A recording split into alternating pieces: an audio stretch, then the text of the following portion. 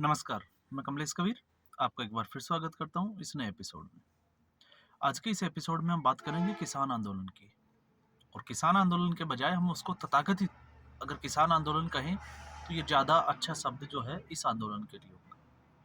और ऐसा मैं इसलिए कह रहा हूँ क्योंकि Punjab and Haryana high court उसमें एक याचिका लगाई गई थी किसानों की तरफ से। और किसानों की तरफ से जो याचिका लगाई गई उस याचिका पे आज हाई कोर्ट में सुनवाई हुई।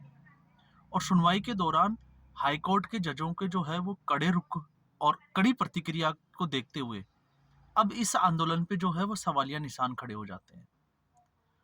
इस सुनवाई के दौरान पंजाब एंड हरियाणा हाईकोर्ट ने पंजाब सरकार को भी जो है वो नाराजगी जाहिर की और साथ में हरियाणा सरकार के साथ में भी नाराजगी जाहिर की। लेकिन साथ में कोर्ट ने एक बड़ी प्रतिक्रिया दी और वो प्रतिक्रिया थी कि इन किसान नेताओं को जो है वो पकड़कर अरेस्ट कर गिरफ्तार करके चेन्नई क्यों नहीं भेजा जाए। अब आप समझिए इस बात को कि कोर्ट को जो है वो इस तरह की जो प्रतिक्रिया है वो किसानों के खिलाफ क्यों देनी पड़ी, इसके पीछे कारण क्या था। तो इसके पीछे कारण था हरियाणा सरकार की तरफ से कोर्ट में कुछ फोटो जो है वो दिखाए गए, पेश किए गए, उसके ऊपर दलीलें दी गई। और फोटो थे कि इस आंदोलन में जो है वो किसान बच्चों का इस्तेमाल कर रहे हैं और बच्चों के हाथों में जो तलवारें देखी गई।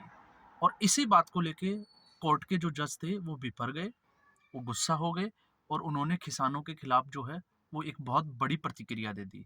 और साथ में आपको पता होगा जब ये आंदोलन शुरू हुआ था 13 फरवरी को, 13 फरवरी को किसानों का प्लान था दिल्ली को घेरने का।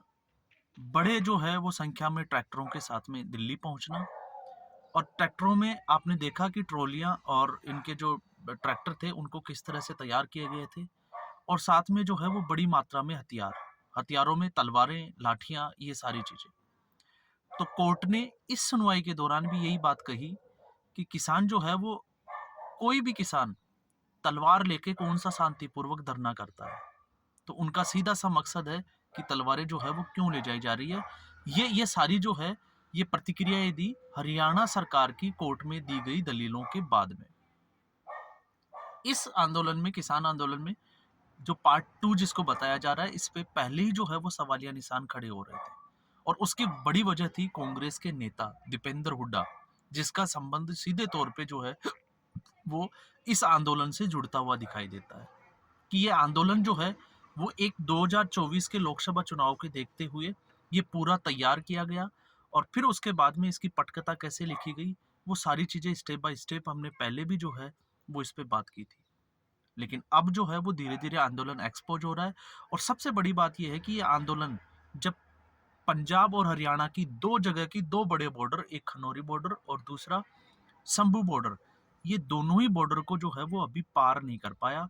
हरियाणा सरकार ने इनको आगे बढ़ने का मौका नहीं दिया। और जब लग रहा है कि अब ये आंदोलन जो है वो धीरे धीरे फैल हो रहा है, तो ऐसी स्थिति में किसानों ने जो है वो शंभू बॉर्डर और खनौरी बॉर्डर दोनों ही जगहों पे जो है वो परमानेंट टेंट लगाने का जो है वो काम शुरू कर दिया, सिलसिला शुरू कर दिया। लेकिन अब जो है वो एक नई घोषणा की गई, बड़ी संख्या में जो है वो महिलाओं को आगे आने के लिए कहा गया। तो अब आप इसी से एक अंदाजा लगा सकते हैं कि ऐसे आंदोलन में, जहां किसान आंदोलन लंबे समय तक जो है ये लोग किसान आंदोलन करना चाहते हैं, तो ऐसी स्थिति में महिलाओं और बच्चों का क्या रोल है इस आंदोलन में। इन महिलाओं और बच्चों की आड़ में जो है ये आंदोलनकारी कौन सा खेल खेलना चाहते हैं, ये अब सबके समझ में आना शुरू हो गया है। यही जो है वजह थी कि Punjab and Haryana high court को जो है वो कड़ी प्रतिक्रियाएं देनी पड़ी।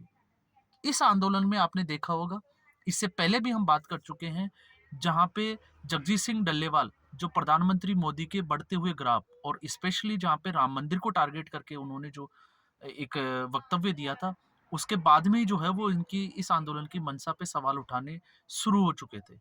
इसके साथ ही आपको पता होगा गुरनाम सिंह चड्ढूनी, क्योंकि पहले के जो बड़े नेता थे उनको इस आंदोलन से दूर रखा गया। और गुरनाम सिंह चड्ढूनी ने दावा किया कि जब पिछला जो आंदोलन था, जो 2020 में जो किसानों के लिए लड़ाई लड़ी गई थी, उस आंदोलन की सरकार के साथ जितनी भी जो मीटिंग हुई उसमें 10 से ज़्यादा मीटिंग में वो मौजूद थे और एक भी मीटिंग में किसी ने भी जो है वो एमएसपी पे बात नहीं की।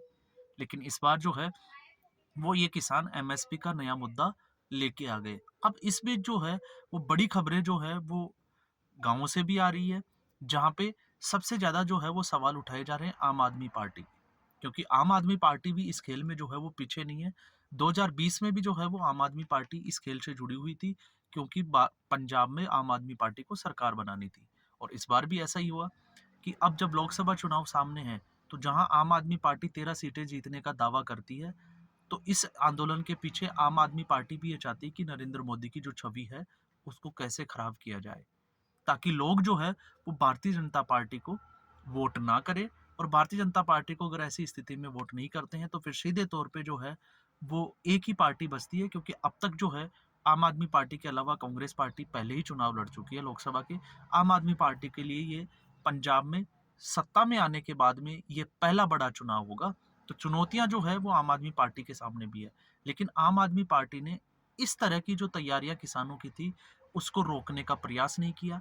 किसानों को जो है वो बॉर्डर तक पहुंचने दिया गया, उनको जुटने दिया गया, और फिर उसके बाद में ऐसे स्टेटमेंट दिए गए जो कि इनको इन नेताओं को जो है वो प्रेरित करते हैं।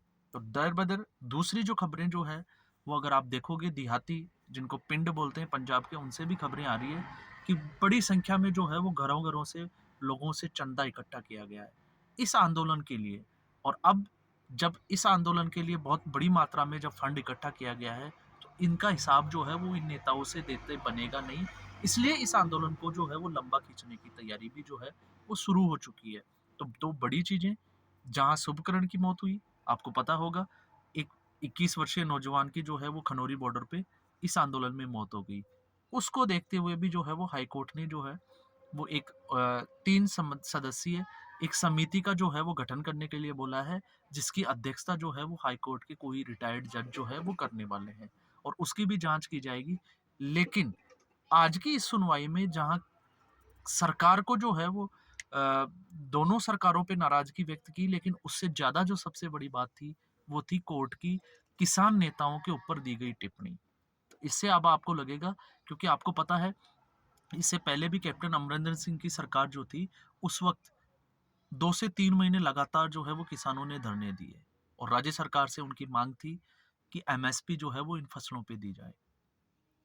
और उस वक्त जो है वो आम आदमी पार्टी के, आपके चाहे अरविंद केजरीवाल हो चाहे भगवंत सिंह मान हो, बड़े जोर शोर से कहते थे कि जैसे ही उनकी सत्ता आएगी वो सीधे तौर पे जो है सत्ता में आते ही 22 फसलों पे एमएसपी देंगे।